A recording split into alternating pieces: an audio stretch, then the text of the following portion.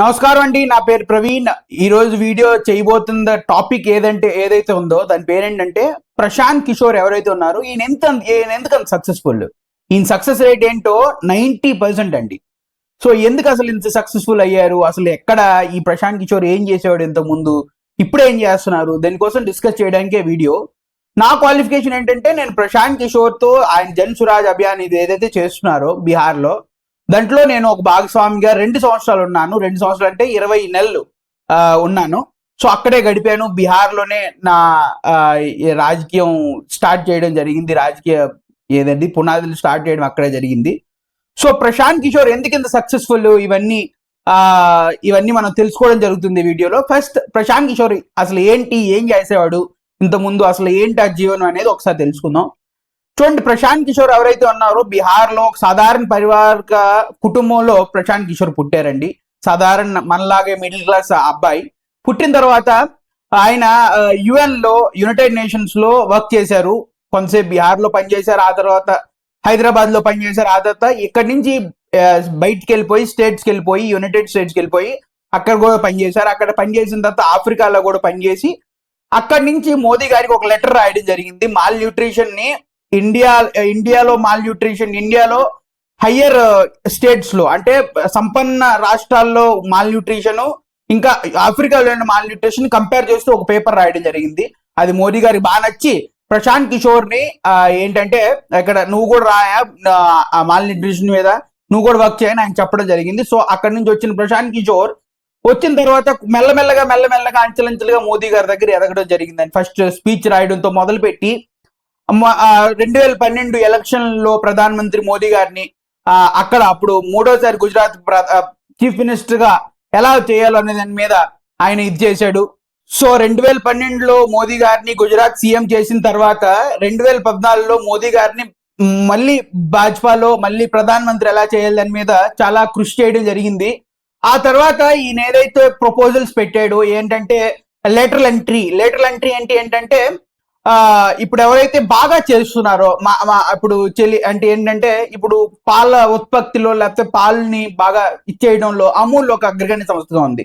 So అమూల్కి ఎవరైతే chairman ఉన్నారో వాళ్ళు మన డైరీ సెక్టర్ కూడా, ఇండియాలో ఉన్న మినిస్ట్రీలో డైరీ సెక్టర్ కూడా వాళ్ళే తనంతట చూసి అది చేస్తే అప్పుడు ఆ సెక్టర్ బలపడుతుంది. అలాంటి వాళ్ళని మనం తీసుకొచ్చి పెట్టాలని చెప్పి ఆయన ప్రపోజల్స్ పెట్టడం జరిగింది. కానీ మోదీ గారు ఆయన ఏమనుకున్నారో ఏమో కానీ అప్పుడు అది ఇంప్లిమెంట్ చేయడం జరగలేదు. సో వాళ్ళకి ఒపీనియన్ డిఫరెన్సెస్ తో వాళ్ళు విడిపోయి వాళ్ళు బయటకు వచ్చేసి, మోడీ గారితో పని చేయకుండా బయటకు వచ్చేసిన తర్వాత మహాగఠబంధన్ అనే గఠబంధన్ ఏర్పాటు చేసి బీహార్ లో సర్కార్ ఏర్పాటు చేయడం జరిగింది.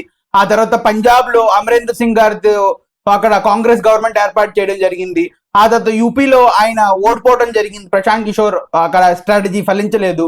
ఆ తర్వాత ఢిల్లీలో పోటీ చేయించాడు అరవింద్ కేజ్రీవాల్, అక్కడ గెలిపించారు. ఆ తర్వాత జగన్మోహన్ రెడ్డి గారికి మన 2019 ఎలక్షన్ లో ఆయన మళ్ళీ మద్దతు ఇచ్చి గెలిపించడం జరిగింది. ఆ తర్వాత తమిళనాడు ఎలక్షన్, ఆ తర్వాత వెస్ట్ బెంగాల్ ఎలక్షన్ లో తన ఎవరైతే పొలిటికల్ ఎయిడ్ తనకి ఎవరికైతే ఇచ్చారో వాళ్ళు గెలవటం జరిగింది.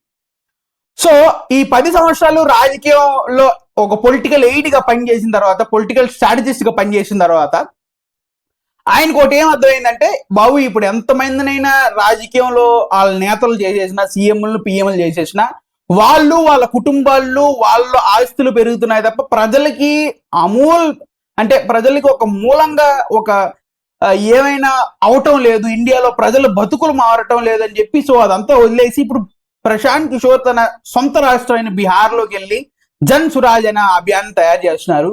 అసలు ఈ జన్ సురాజ్ అభియాన్ అంటే ఏమిటి, అసలు ప్రశాంత్ కిషోర్ ఎందుకు పదయాత్ర చేస్తున్నాడు, సో అక్కడ పదయాత్ర చేస్తూ ఇంకా ఏం చేస్తున్నాడు అనేవి ఇంకో వీడియోస్ చెప్తానండి. ఈ వీడియో లాంగ్ అయిపోతుంది. సో నేను అసెస్ చేసిన రీజన్స్ ఏంటైతే ఉన్నాయో ప్రశాంత్ కిషోర్ ఎందుకు ఇంత సక్సెస్ఫుల్ అనేది, ఆ రీజన్స్ ఒక 3 ఉన్నాయి. నేను అది చెప్పేసి ఈ వీడియోని ఇంతతో సమాప్తం చేస్తాను.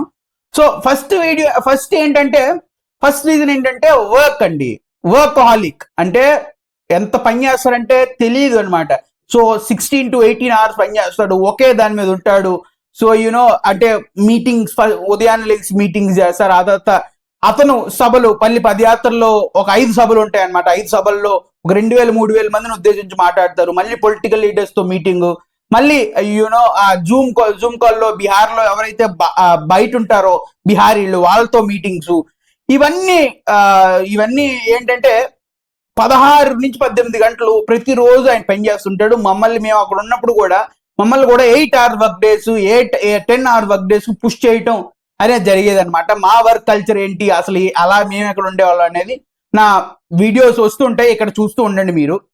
సో ప్రధానంగా ఏంటంటే పనిని నమ్ముకుని కర్మయోగ్గా బతికి పనినే ఒక విధానంగా చేసుకుని వెళ్ళే మనస్తత్వం కలిగిన ఒక ప్రధానమైన కారణం ఇది. సెకండ్ కారణం ఏంటంటే ఏదైనా పని సెల్ఫ్లెస్ గా చేయడం. ప్రశాంత్ కిషోర్ తన తల్లిదండ్రులు ఇలా చెప్పారని ఎప్పుడెప్పుడు అంటాడు, ఏదైనా పని తీసుకుంటే దాన్ని పూరా సిద్ధత్ సే పూరా ఏంటంటాడంటే ఇమాన్దారీ సే చేయాలని అంటాడు. సో ఏంటంటే సెల్ఫ్లెస్ గా చేస్తాడండి. అంటే ప్రధానమంత్రి మోడీ గారు నేను మోడీ గారు చేసినప్పుడు నేనండి మోడీ గారు నాకు ఇంత డబ్బు ఇవ్వండి నేను చేస్తానని అనలేదు. ఇప్పుడు జగన్మోహన్ రెడ్డి గారు చేసినప్పుడు కూడా నాకు ఇంత డబ్బు ఇవ్వండి నేను అందుకే నేను చేస్తానని చెప్పలేదు. సో ఏంటంటే ఒక ప్యాషన్ తో ఒక సెల్ఫ్లెస్నెస్ తో ఆయన చేయటం జరిగింది. సో ఇదొక నేను అసెస్ చేసిన దాంట్లో ఏంటంటే ఇది ఒక పెద్ద కారణం అయ్యొచ్చండి. ఎందుకంటే మన శాస్త్రాల్లో కూడా ఉంది, మనకు రామాయణంలో కూడా చెప్పడం జరిగింది, నువ్వు ఏదైతే స్వార్థం లేకుండా చేస్తావో పని అది నీకు సక్సెస్ నీకు ఇవ్వడంలో చాలా ఏంటంటే నీకు సక్సెస్ చాలా బాగా వస్తుందని. సో ఇది ఒక సెకండ్ రీజన్. ఇంకోటి ఏంటంటే థర్డ్ రీజన్ ఏంటంటే ఎజిలిటీ అండి. ఎజిలిటీ అంటే ఏంటంటే ఎవరితోనైనా పని చేయగలిగే మనస్తత్వం. అంటే ఒక హార్డ్ కోర్ రైట్ తో కూడా పని చేయగలుగుతాడు, ఒక లెఫ్ట్ పొలిటీషియన్ తో కూడా పని చేయగలుగుతాడు. ఇంకోటి ఏంటంటే ఎవరు ఏ మనస్తత్వం కలిగిన వాళ్ళతోనైనా పని చేయగలుగుతాడు, ఏ మూమెంట్ లోనూ ఎవరిని వదులుకోకుండా కూడా పని చేయగలుగుతాడు. సో దట్ ఈస్ అదేంటంటే ఇది ఒక పెద్ద అసెట్ అనుకోవచ్చు. అంటే చాలా మంది ఉంటారండి, నేను ఎలాంటి వ్యక్తులతోనే పనిచేస్తాను, నేను ఎలాంటి వాళ్ళతోనే పనిచేస్తానని. ప్రశాంత్ కిషోర్ అలా కాదండి. నీలో మంచి గుణాన్ని చూసి, నీలో పనిని చూసి ఆయన వాళ్ళతో ఆ పనికి గుణంగా నడవడం జరుగుతుంది అనమాట. సో ఇదేంటంటే ఒక పెద్ద అసెట్.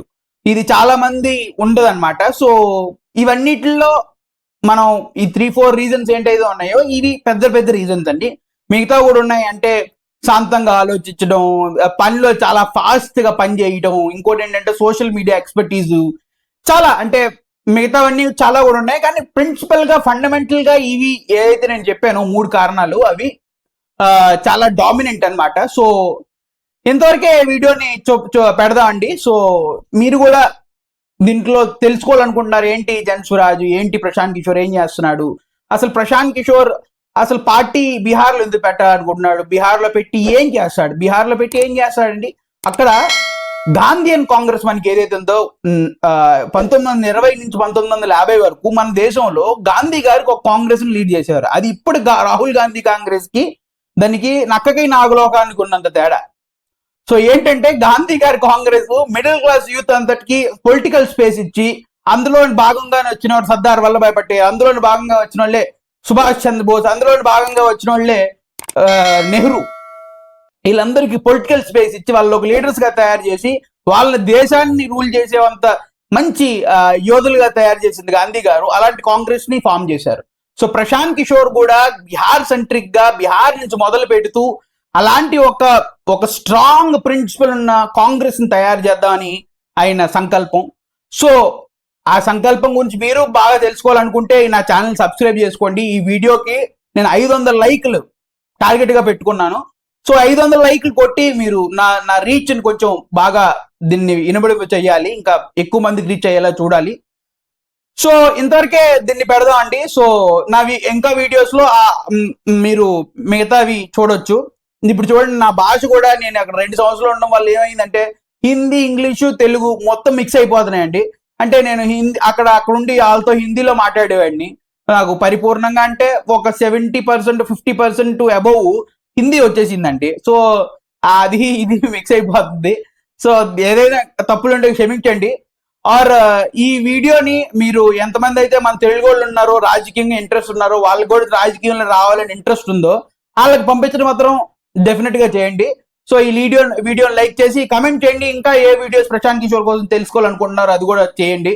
మన తెలుగు వాళ్ళు ఉన్న పెద్ద ఇదేంటంటే అండి, వాళ్ళు ఉద్యోగాలు చేయడానికి వెళ్తున్నారు, అక్కడ పని చేస్తున్నారు, యుఎస్ వెళ్తున్నారు, పని చేస్తున్నారు, కానీ రాజకీయాల్లోకి ఎవరు రావటం లేదు. సో రాజకీయం ఇప్పుడు మీరే ఎలక్షన్స్ చూసారు, రాజకీయం చాలా చాలా ఇంపార్టెంట్ అయిన పని అండి. సో మనం మిగతావన్నీ కాన్సన్ట్రేట్ చేస్తున్నాం కానీ రాజకీయంలో కాన్సన్ట్రేట్ చేయట్లేదు అనమాట. సో మన బ్యాక్వర్డ్నెస్ కి ఒక పెద్ద పెద్ద పెద్ద ప్రధానమైన కారణం రాజకీయంగా వెనకబాటు ఉండవు. ఇప్పుడు కూడా మీరు చూస్తే చంద్రబాబు నాయుడు గారు, నితీష్ కుమార్ గారు సేమ్ ప్లాంక్ మీద ఉన్నారు. ఇంకా ఇన్ఫాక్ట్ చెప్పాలంటే చంద్రబాబు నాయుడు గారు ఇంకో 5-6 సీట్లు ఎక్కువ నితీష్ కుమార్ గారి కన్నా. ఇప్పుడు నార్త్ ఇండియన్ మీడియా అంతా ఏంటంటుందంటే నితీష్ కుమార్ పల్టీ కొట్టి ప్రధానమంత్రి అవ్వగలుగుతాడని అంటున్నారు కానీ ఎప్పుడు చంద్రబాబు నాయుడు గారు ప్రధానమంత్రి అవుతారని అనట్లేదు. So this is a very very big difference అండి. మనకి రాజకీయం చెయ్యాలి, అసలు మందే ఈ దేశం, మనమే ఈ దేశాన్ని పాలించాలనే